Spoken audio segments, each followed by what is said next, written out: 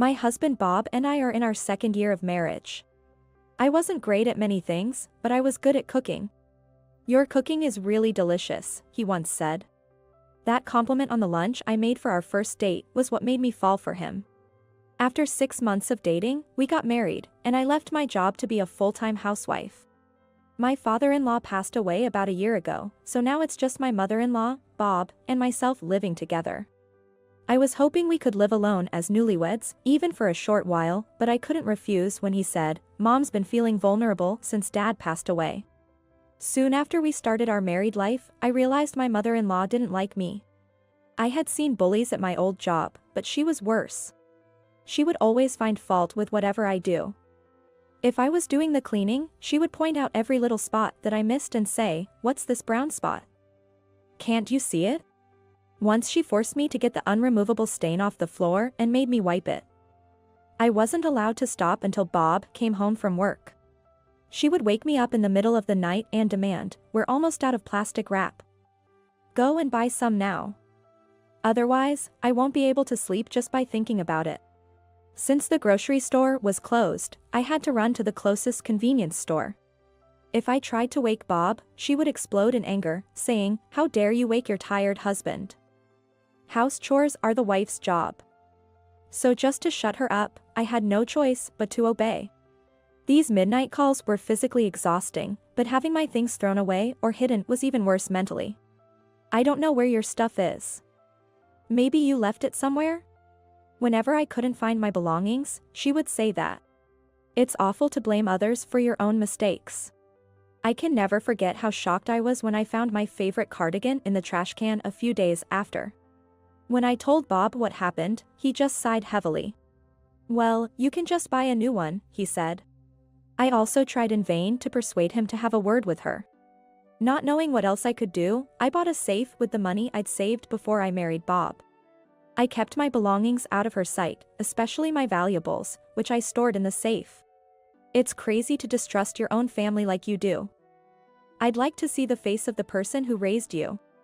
Her harsh tone intensified, and every time she opened her mouth, I had to brace myself for the inevitable verbal attack. She would criticize every meal I cooked. Too bland, or no taste at all. When I tried making the taste stronger, she complained it was too spicy. I couldn't help asking my husband for his opinion on the taste, as I wasn't sure about my cooking skills any longer.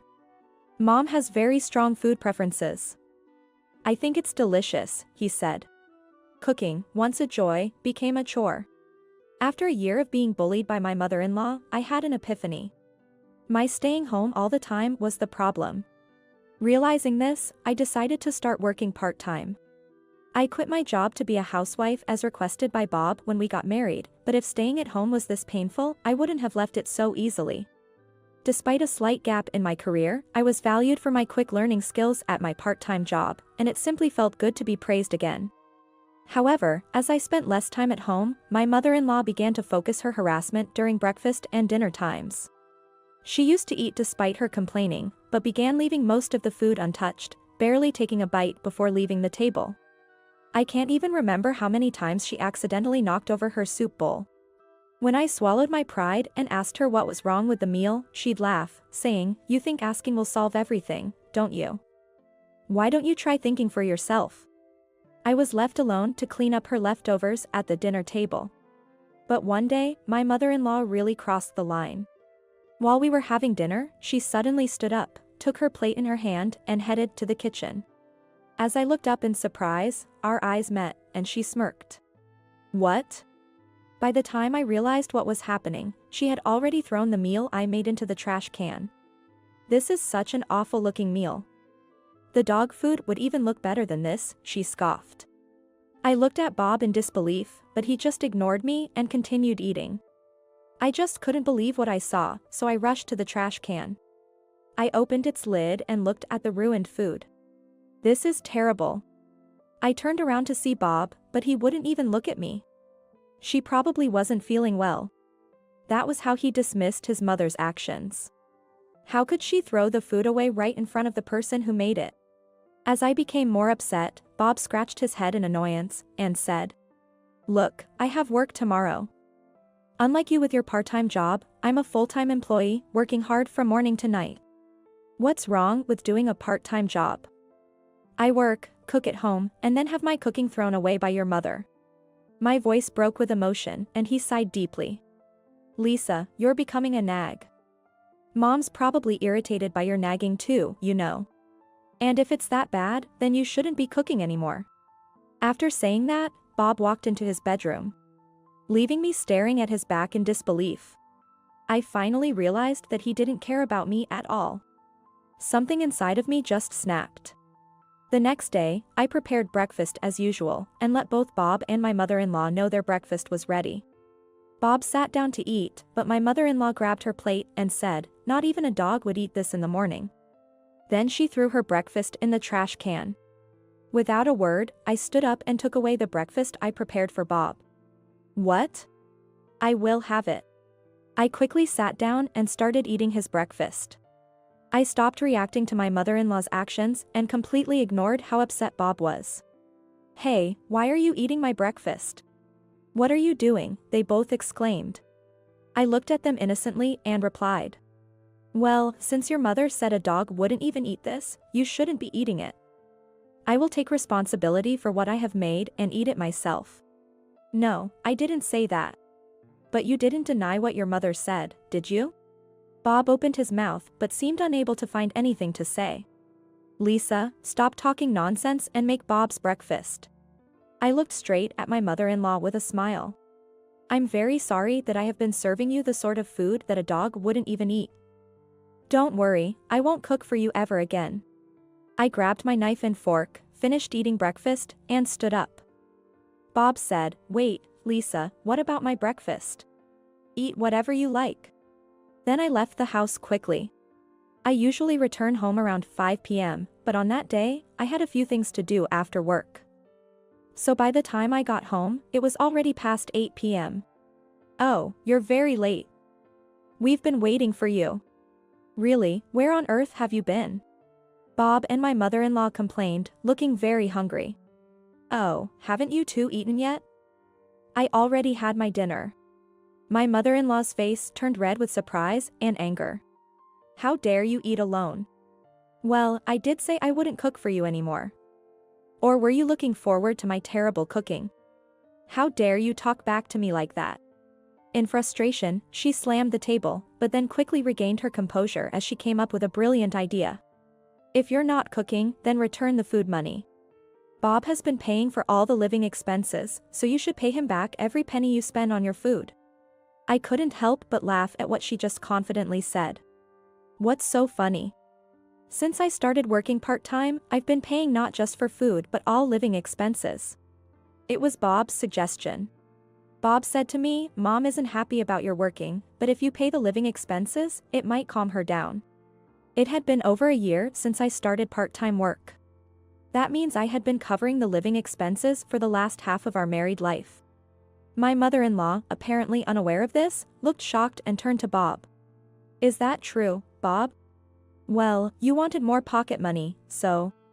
Bob, with a pitifully soft voice, making excuses. He had me provide the living expenses and use the extra money for his mother's allowance. You seem to have been spending quite a lot on extravagant meals. What? In the mailbox I found a flyer for regular customers at some lavish restaurant.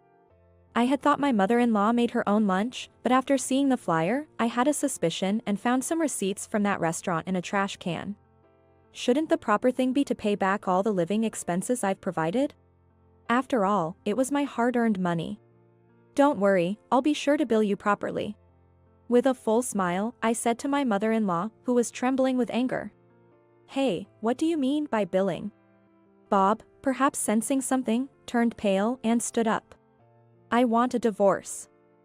And of course, I'll make sure I ask for alimony. Divorce. He muttered in shock, but soon realized something and brightened up. Do you think you can afford to live on your own with what you earn from your part-time job? He probably thought I would struggle financially. About that part-time job, I've been offered a full-time position. What? I've also decided where I live. My actual plan was to commute from my parents' home for a while, but what I said seemed to give him quite a shock. I'll get my lawyer to handle the proceedings from now on." Leaving those words behind, I went to my bedroom, grabbed the luggage I had packed the night before. Bob seemed to be in a state of shock and was still standing beside the dining table. I ignored and walked past him. "Lisa, I'm sorry." I stopped and turned around. "Sorry for what?" "What do you mean, what?" "It was hard to take sides between you and Mom." "I never said anything bad about your cooking, did I?" He doesn't understand anything at all.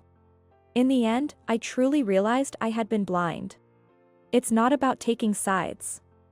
You chose to say nothing when the food being thrown away, and when I was being harassed by your mother over and over. Despite my pleas, you never helped me. Your playing the victim doesn't change the fact that you hurt me. I reproved him.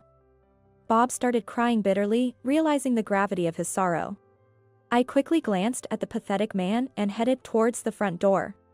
As I reached for the door, my mother-in-law called out to stop me. "I never intended for things to go this way. I just wanted to give you a little advice, although I admit it went too far at times." I was amazed at how oblivious she was to the severity of her actions. "I've looked after you all these times, and it's disappointing that the last thing I hear from you is such an excuse-like response. From now on, you won't have to worry about being caught for spending a lot of money on delicious meals."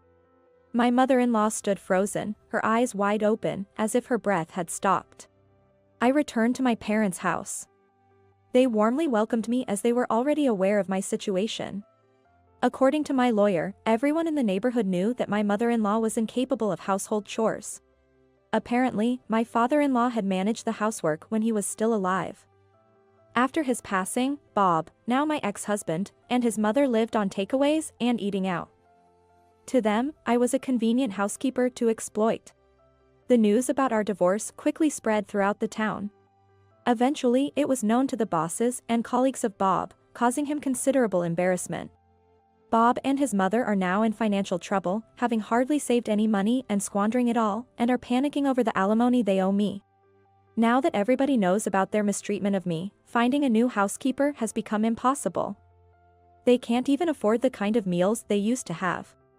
Bob, unrelenting, kept texting and asking me if we could get back together. I also received text messages from my mother-in-law, full of excuses, but they were repetitive and uninteresting, so I stopped reading them. Now, I enjoy cooking for my family, making sweets and baking cakes on weekends. I often share them with my colleagues. Surrounded by those who appreciate what I make, I believe that will help me restore my confidence in cooking.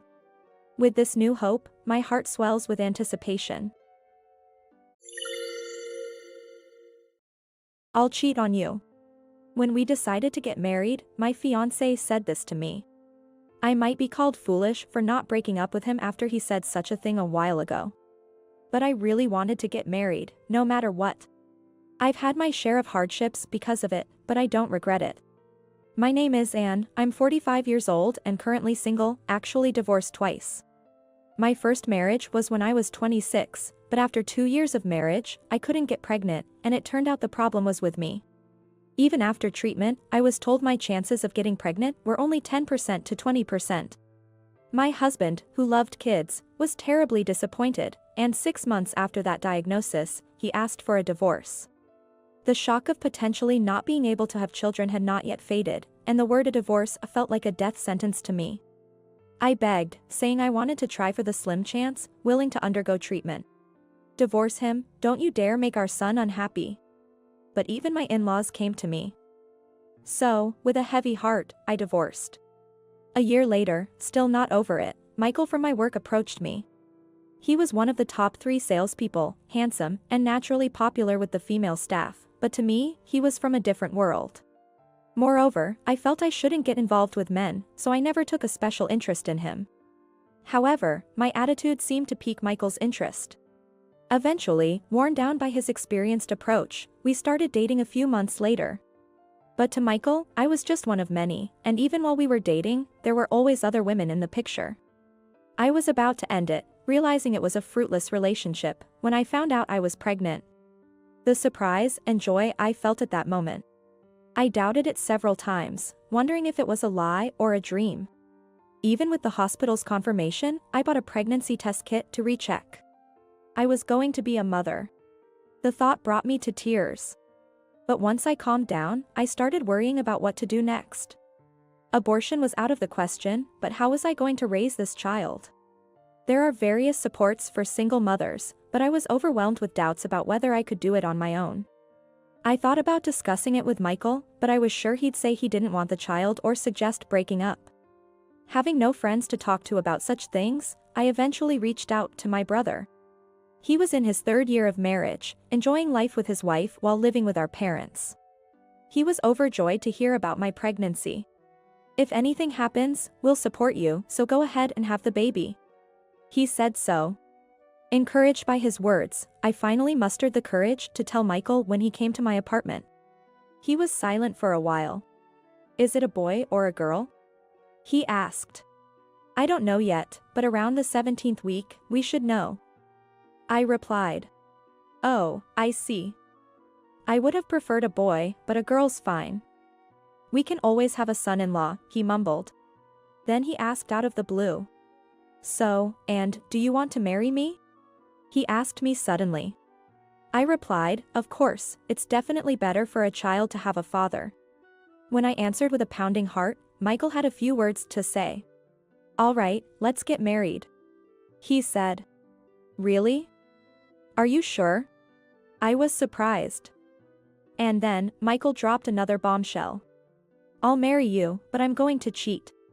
I was stunned by his words. "If you don't like that, then no marriage. I won't acknowledge the child either." With those cold eyes fixed on me, I was so shocked I couldn't speak, and he just left, leaving me there. Panicking, I thought about many things.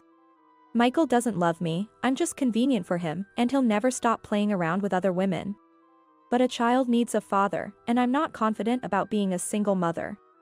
These thoughts raced through my mind, making it hard to decide. But this child is a miracle. I want to make this child happier than anyone else.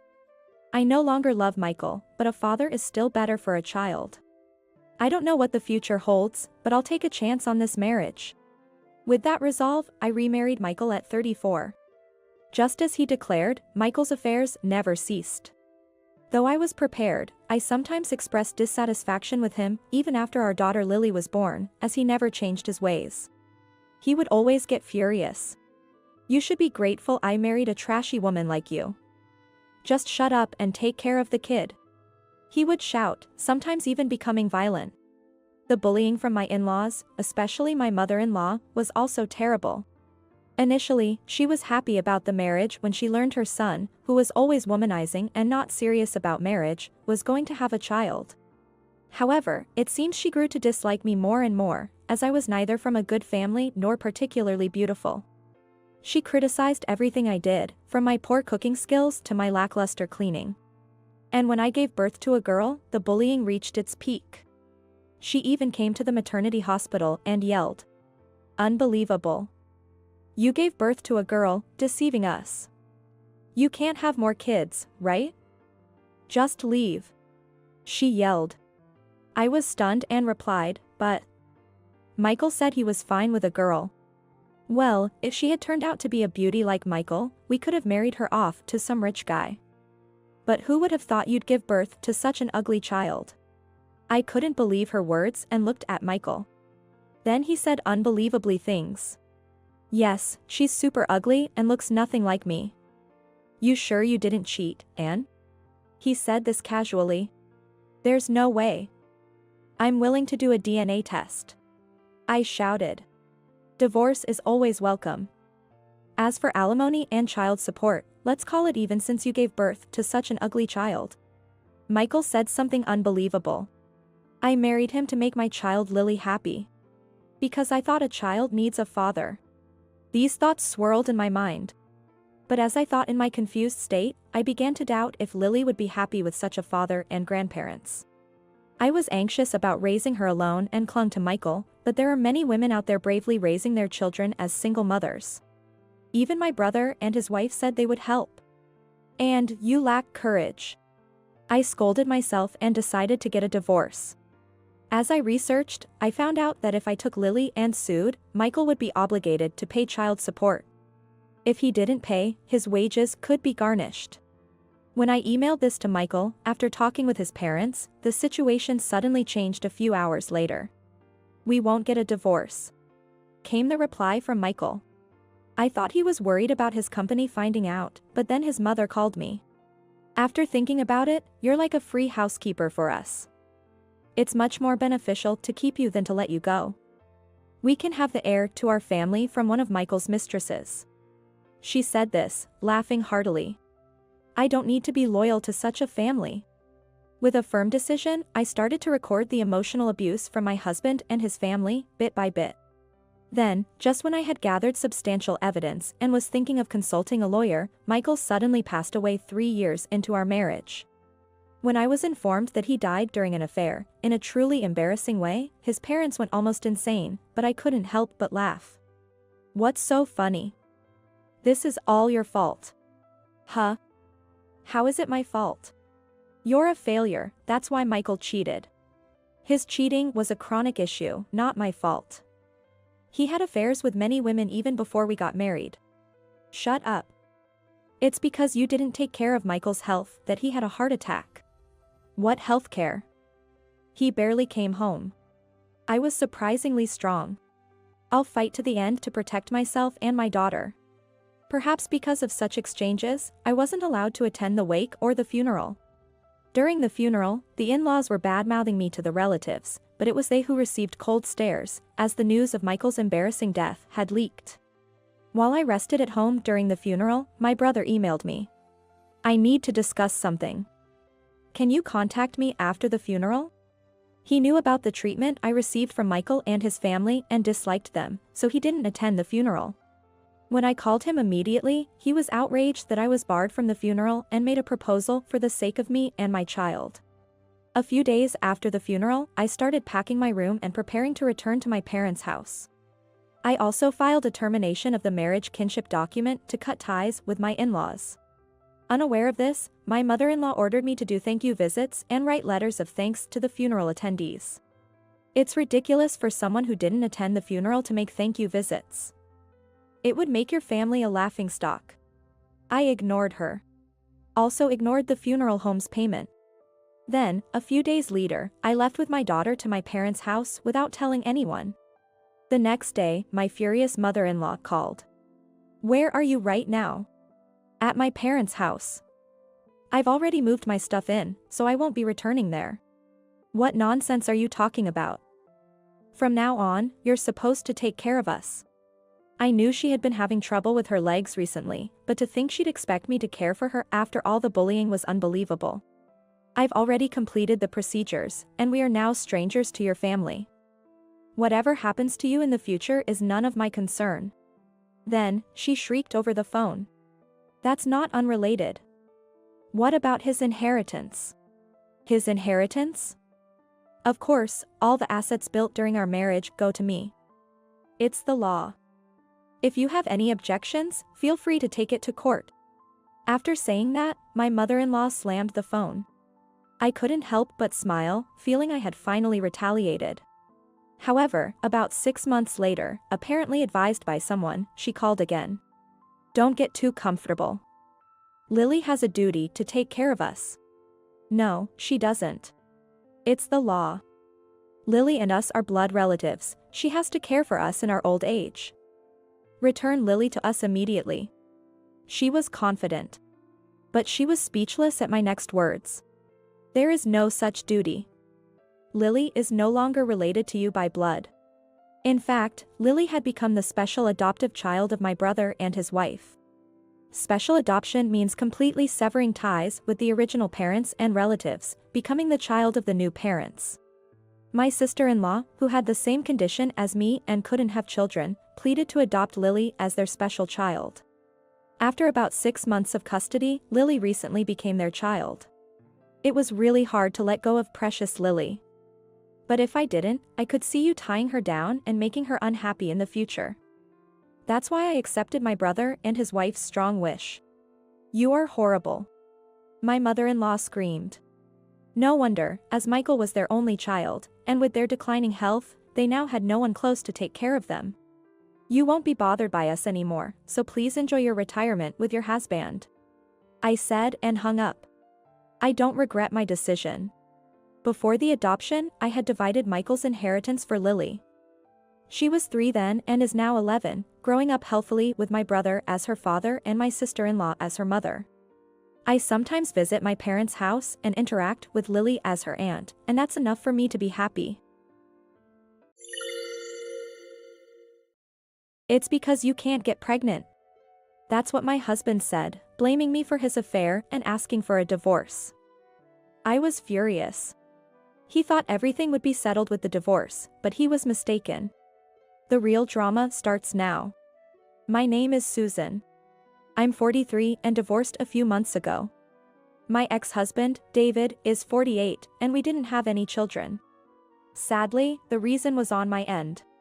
But the original cause was partly David's fault too. We married when I was 33, already close to the age for high-risk pregnancy. I wanted to start trying for a baby as soon as possible. I went to the gynecologist to make sure there were no issues with my health. Unfortunately, David got a big project at work, making it impossible to try for a baby. He was assigned to set up a new branch office in another state and had to stay there during the week, only returning home on weekends.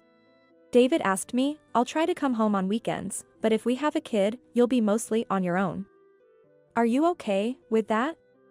Not feeling confident about managing alone, I hesitated to answer. We couldn't count on help from our families either, as they lived far away. Believing David's words that he might return in a year, I gave up on trying for a baby for the time being. But his assignment ended up lasting 3 years. When he finally returned, we eagerly started trying to conceive, but with no success. A re-examination at the hospital revealed that my ovarian function had declined, likely due to aging. Though there were options like hormone therapy, the chances of pregnancy were slim. I was devastated but knew it wasn't David's fault. He apologized repeatedly. I suggested that we keep trying naturally and enjoy life just the two of us, and he agreed. However, David's attitude began to change over time. Seeing families out together, he would say enviously, "That must be nice, the perfect family picture." His words also grew harsher. There are several single mothers at my work who manage despite everything. They get support from the government.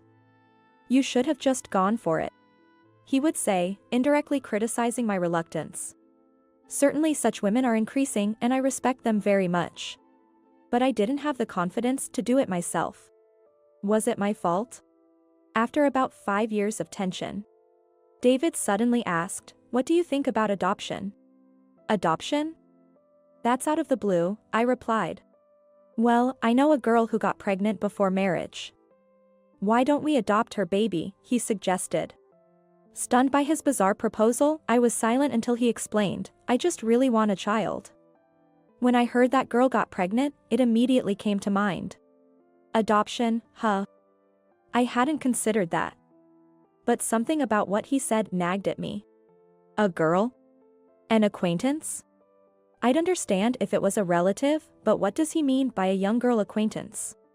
Trying to sound casual, I asked, "Oh? So she's young?" He replied, "She's just 24, a beautiful girl. So the baby inside her is sure to be healthy and attractive too. Could she be someone from his office?"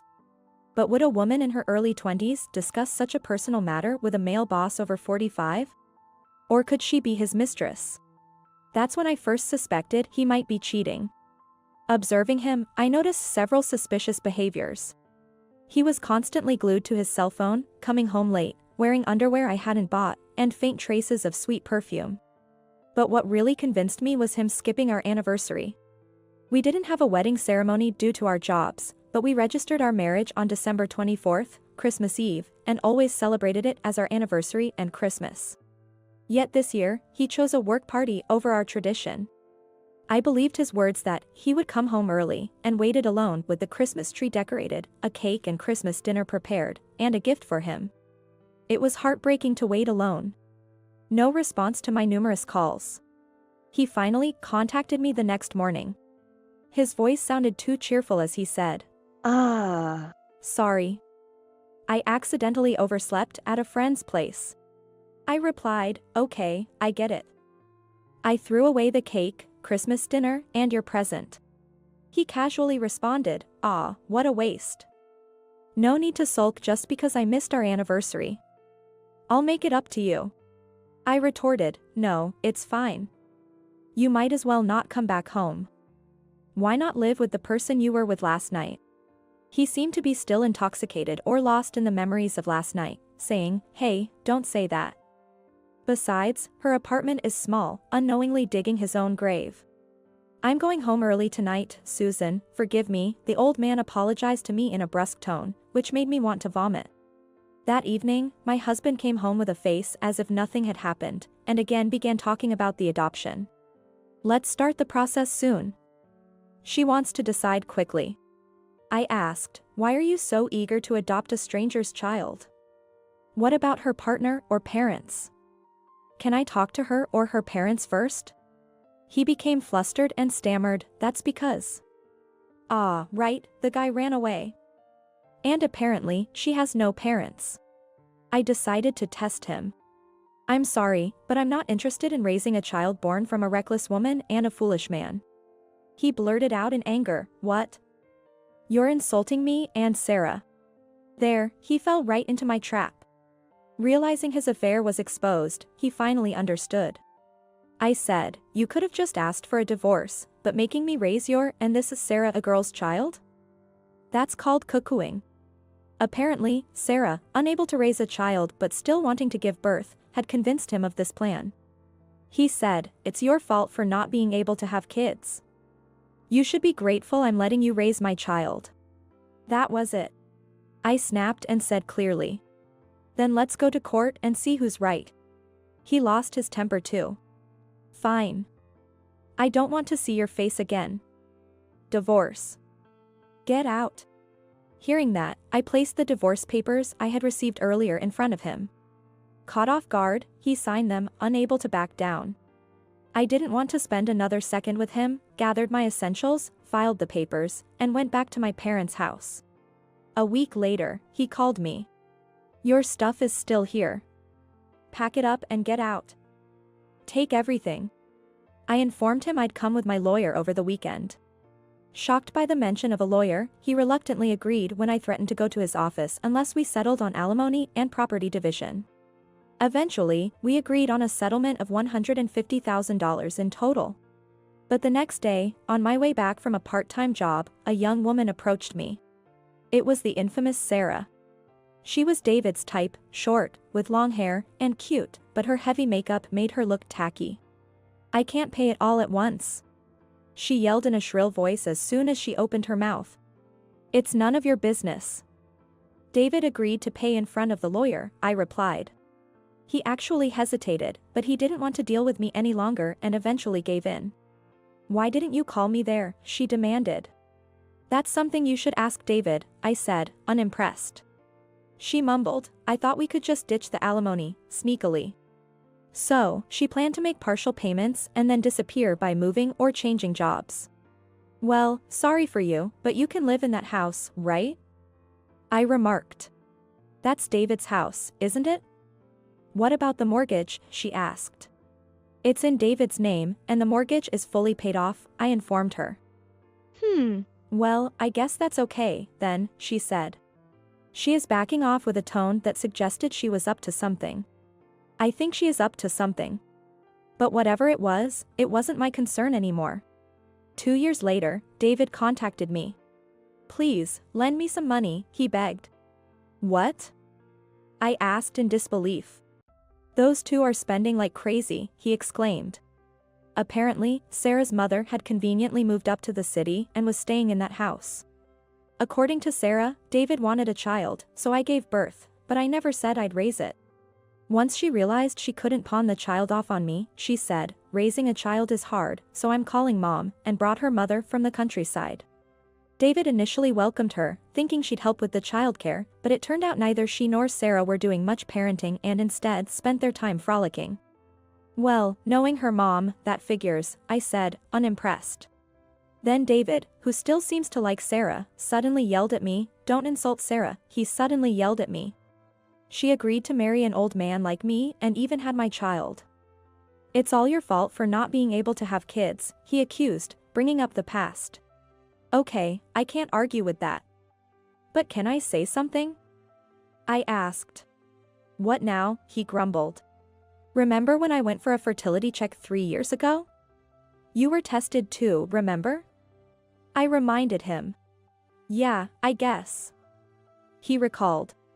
I went to hear the results alone.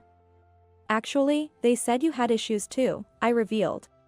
What? He gasped in shock. The gynecologist had mentioned that for his age, David's sperm quality was quite poor, making pregnancy unlikely even if I had no issues. I had learned of my problems first, so I assumed I was the main cause and didn't want to hurt him by revealing his results. That can't be. Sarah got pregnant, he argued in denial. Whether it's your child or not, I don't know, I said, silencing him. His reaction suggested he might have had doubts himself. I rubbed salt in his wound. Even if a DNA test proves it's not your child, it might not change anything. What do you mean? He asked, confused. The child is over a year old, right? I pointed out. So what? He pressed. Current law doesn't recognize paternity disavowal suits filed after a year since birth, I explained. If discovered after a year, a different lawsuit is needed, often leading to disputes. Even if a DNA test proves no biological relation, there's a chance of losing the case. Why? The test clearly shows it's not my biological child, he protested. Well, there's a Supreme Court ruling. Even after divorce, the man had to pay child support, I explained thoroughly. Hearing this, David just muttered, it can't be. It's not true. In a trembling voice. Sorry for your troubles. According to neighbors, those two, or rather 3, are constantly battling every day. It's unclear if the child is David's or not. We're getting divorced. Get out. Sell this house and pay child support. I'm never leaving. You get out. Such arguments are heard daily, and they're reportedly quite intense. They've had the police called on them multiple times, and both women have even been detained. As for me, I'm currently living with my parents. I don't know what the future holds, but I'm enjoying my single life, keeping busy with work and hobbies. This time, it's about a story where my husband got belittled by my mother-in-law for his education level. Humans sure are foolish, huh? My name is Erica. I live with my husband, who I've been married to for 3 years, and our kitten, Bella. My mother-in-law believes that academic credentials are everything. She was always so proud that her son, Kevin, graduated from a prestigious university. In our small town, where there's only one convenience store, she's quite well known and has a deep connection with the neighbors. At neighborhood gatherings, my mother-in-law mostly brags about her son. The woman who marries such a son must also have an impressive educational background. The first time I met her when we announced our engagement, she immediately asked, "Which university did you graduate from?" "I'm a Harvard grad, you know." When I told her the name of my university, she made a visibly disgusted face. Apparently, she hadn't heard of it. In her mind, an unfamiliar university equals Tier 3 university, and she assumed I was from a low-ranked school. Since then, she seemed to have issues with my education, but while she did allow the marriage, she began to mistreat me afterward. She would wait until my husband and father-in-law weren't around and then say near me, "Why did Kevin have to marry someone with such a low education?" She said, "Someone like him isn't a match for you." She suggested, "You must have forced the marriage or blackmailed him into it." She even said, "It's a pity for any child born to a mother like you. Better not to have them at all." These were the kinds of things she would say every time we met. Luckily, we weren't living together at the time, but she would still come over whenever she had free time just to mock my education and leave. My mother-in-law seemed satisfied, but it stressed me out so much that I started getting gray hairs. She even gossiped about me to the neighbors. She is saying things like, "Erica can't even do basic math," or "She can only recite the alphabet up to H." So, I often found myself being laughed at by the locals. I thought about talking back many times, but if I did, she would likely make up something about me getting violent and spread it around the neighborhood. So, I endured it all without telling anyone. One day, my in-laws decided to rebuild their house. It seems my father-in-law hurt his back and they wanted to make the house more accessible. We were grateful for everything my father-in-law had done for us, so we offered to pay for it. My mother-in-law planned a big celebration with the neighbors for the housewarming, and of course, I ended up being the one to prepare everything. "I'll help you," my husband said. But mother-in-law was like, "Come here, Kevin. I want to show off my highly educated son," and dragged him away. "Someone with your low education should at least be good at cooking, so get on with the preparations." With that last remark. During the party, my mother-in-law was overjoyed, as expected. She started her usual bragging to everyone. "My son built this house. What a wonderful and dutiful son he is. I wonder who raised such a child. Oh, that's me." The old ladies in the neighborhood sounded envious. Encouraged by this, she continued. "And then there's his wife. She didn't contribute a penny but acts like she owns the place. She doesn't even want to give me grandchildren, the wicked woman." Then she turned her usual hateful gaze my way and kept on insulting me. "What's up?" I replied bluntly, annoyed. "There she goes, that's the problem with uneducated wives. She hasn't had any kids yet, she's greedy for money, and she's probably eyeing our inheritance. She even accused me, I bet she put something in today's meal. None of you should eat it," as she belittled the food I prepared. "Too bad, there's nothing in it."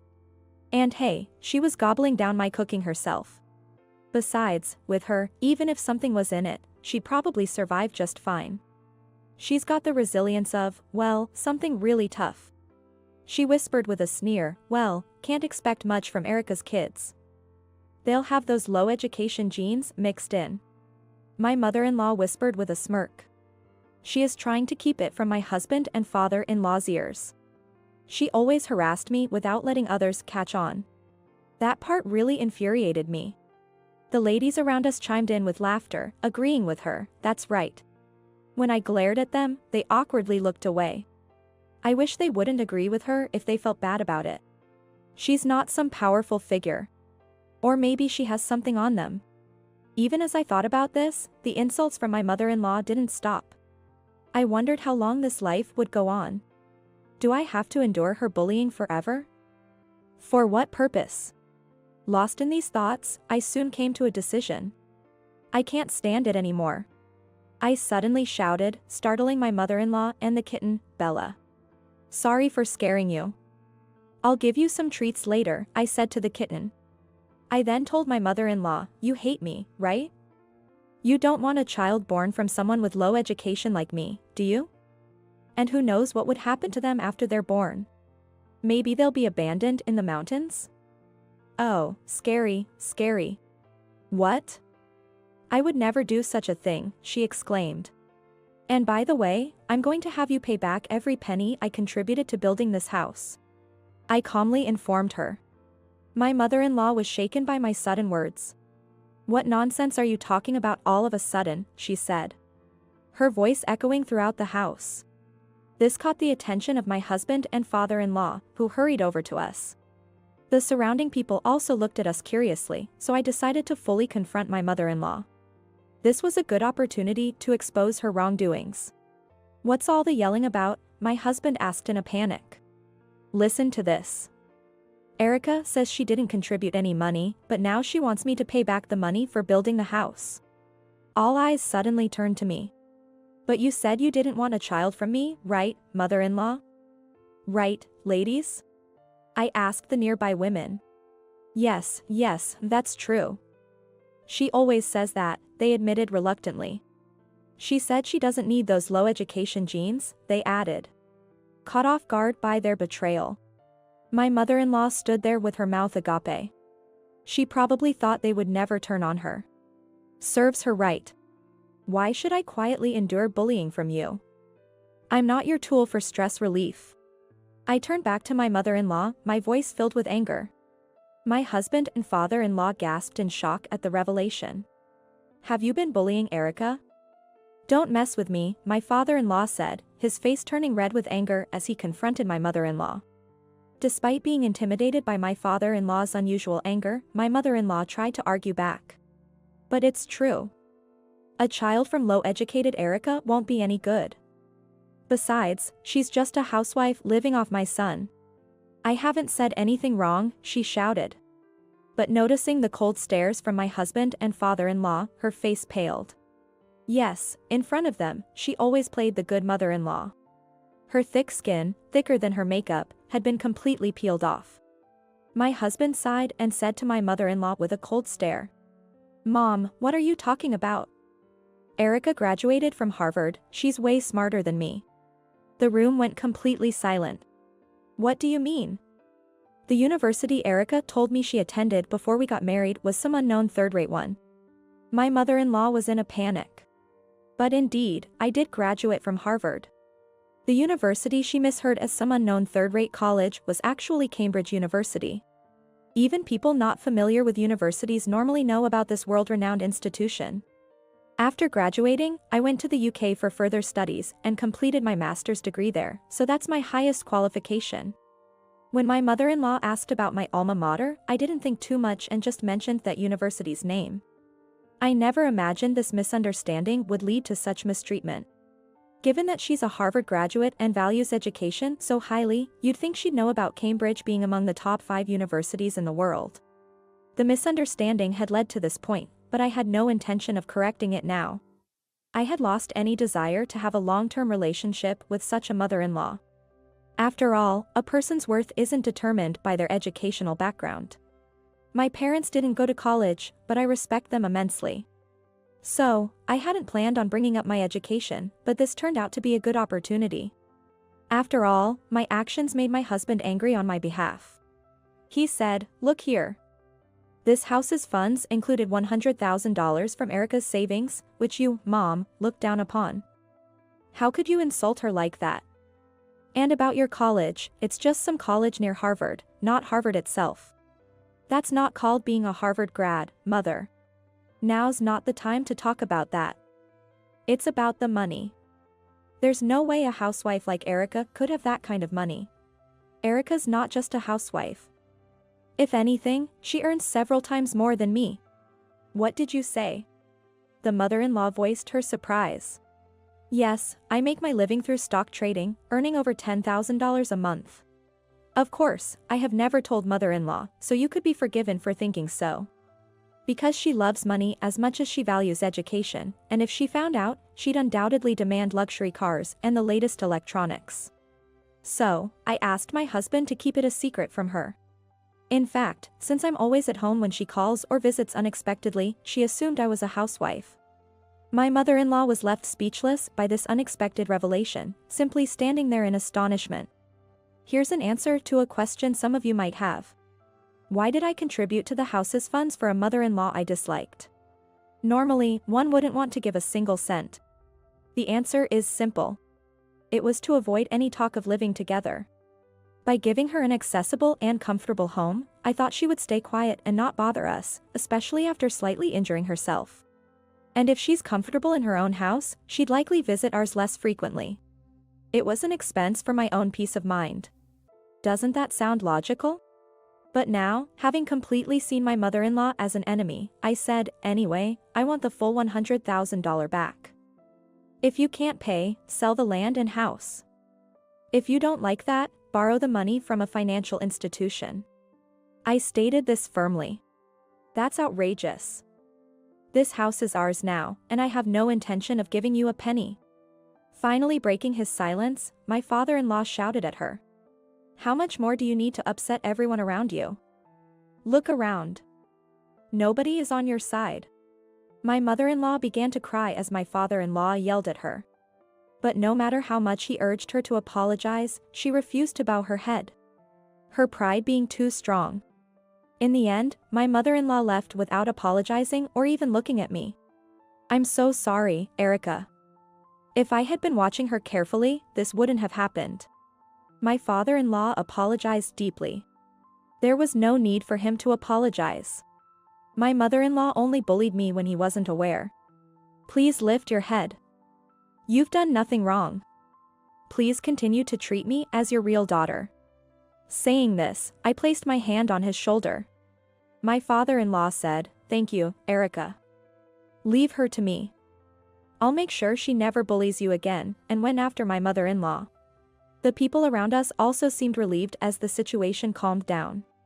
Then, the neighborhood ladies apologized to me and even declared they would cut ties with my mother-in-law, which really lightened my heart.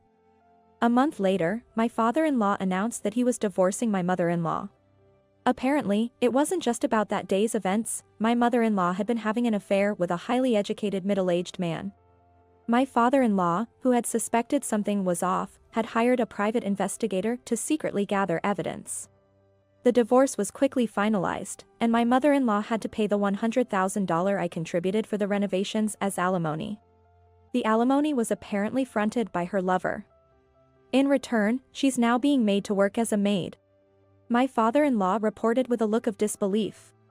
Now, both my father-in-law and I can live without being troubled by my mother-in-law. I am currently 5 months pregnant, and my husband, father-in-law, and the neighborhood ladies are all very concerned about my health and have been a great help. I guess I have to thank my mother-in-law a little for gaining so many allies. Looking forward, I hope to live a happy life with my soon-to-be-born child, my husband, father-in-law, and our cat, Bella.